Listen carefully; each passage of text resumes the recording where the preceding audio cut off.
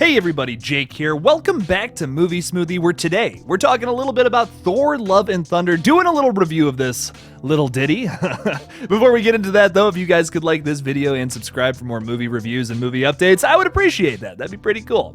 So getting into this Thor, Love and Thunder review, listen, I hate crapping on movies. I hate just saying that they're bad because that's not fair. That's not fair. Someone usually worked very hard on a film, and I don't like crapping on things that are just not my jam. You know, I feel like that's more fair to not say something sucks, especially if it's just not up my alley. I can see the difference between a film where people put a lot of work into it, a lot of effort, but it just wasn't my thing.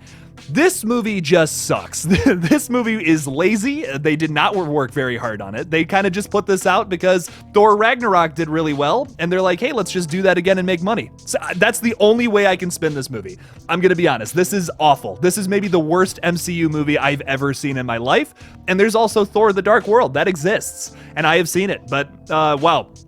This is just bad. This is just a lazy movie. I have no problem complaining about this film because they threw $200 million at this flick, and the fact that it's still just so awful and so not funny, so not entertaining. I'm shocked. I am shocked that this is almost the same team that brought us Thor Ragnarok, which is like one of my favorites from this entire franchise. I love the character of Valkyrie. She did nothing in this movie. She did not do anything in this entire flick, and it's a shame. I think she's an awesome character, and she's such a great, strong, like, female character, and she just didn't do anything in this movie, as well as Jane Foster, who was like a really cool character in those first two Thor movies, I think, but also was just kind of just wasted here, in my opinion. They introduced this whole thing about how she has cancer and she's dying, which is awful, and I feel, and you know, that's terrible, of course, but then that's kind of her excuse to why she goes and looks for Mjolnir, but then it's also explained later that Thor accidentally put some kind of like magic spell on his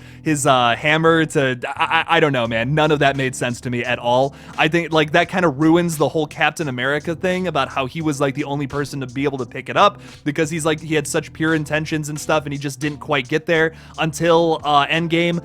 That just ruins all of that for me. Listen, I love Jane. I think she was a really great character that unfortunately just, I don't know, they just didn't utilize her that much in some of the Thor movies. I would have loved for her to have come back and played the mighty Thor, but man, I just didn't care for it. I love Natalie Portman too. She's an amazing actress, and I just feel like because of the writing, she was wasted here.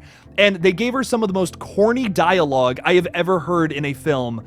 Just across the board. This entire movie feels like they hired a bunch of like people with robots, and they just forced the robots to watch Thor Ragnarok 100 times, and then they're like, hey, just pump out another script based off of that. This feels like robots wrote it. Like, none of the jokes land. The only thing that actually got a giggle out of me was the screaming goats.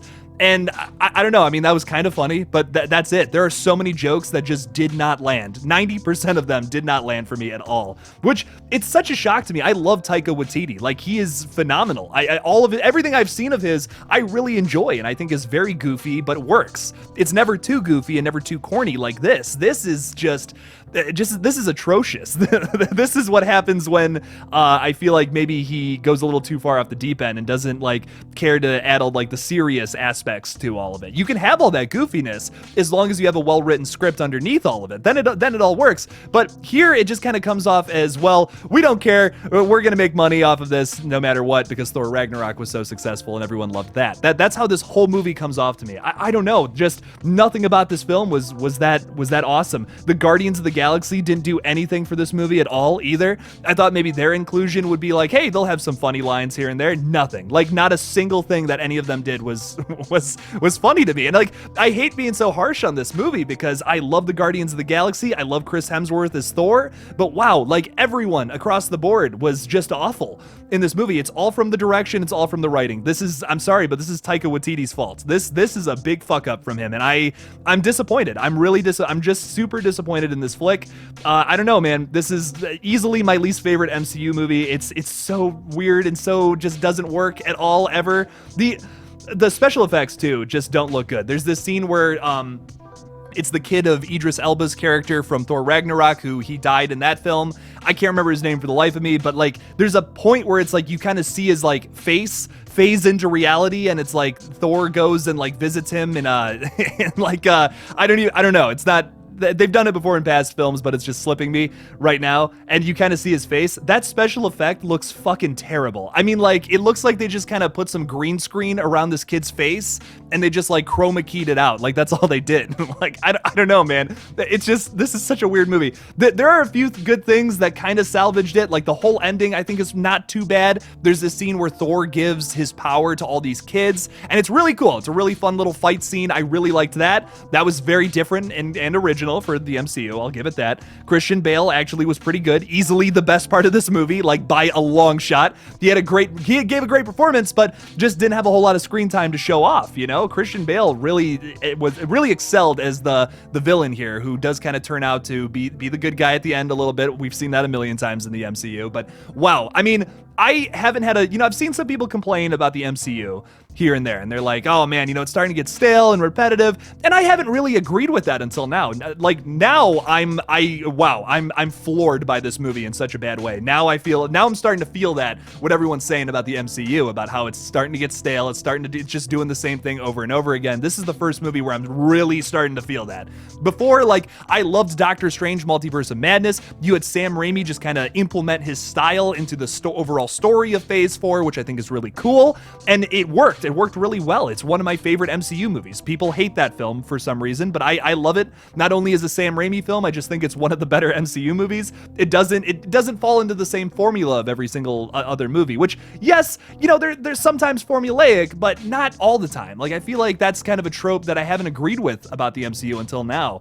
But wow, like, this is just, I don't know. This is just an awful movie. I didn't care for it at all. It's a 1 out of 10 for me. Easy. Like, I would not go any higher than that. Any other review higher than that is being really generous. And it's a shame. I love the people attached to this project. It's just not a good movie. I don't know what happened here, but this was just a mega disaster. This is Morbius bad for superhero movies. But if you enjoyed it, that's awesome. I'm sorry I just crapped on it for 7 minutes, but that's my honest take. Just my opinion, though. If you loved it, though, that's fantastic. We do not judge here about our opinions or our different takes. So if you have a different take, please leave it for me in the comments. I want to hear it. Like, I know maybe you're like, oh, well, Jake might disagree or whatever, or this guy's an idiot for having an opinion. No, that's okay. We're allowed to have different opinions about certain things. So please leave me down below in the comments what you thought about this movie, Thor: Love and Thunder. I give it a 1 out of 10 easy, unfortunately. But I was really hoping for more from this movie. This is probably besides Multiverse of Madness, this was the MCU film I was like the most excited about this year, so I'm just really disappointed that it wasn't anywhere near as good as Thor Ragnarok. I don't know, really big disappointment here for me. But thank you guys so much for watching this little review. Don't forget to like this video, subscribe, do all of that for more reviews and stuff in the future. I greatly appreciate your support. So thank you guys again for watching, and as always, don't forget to kill it out there, y'all. That's at least what I say on my main channel. So that's what we're saying here too. Fuck it. Peace out.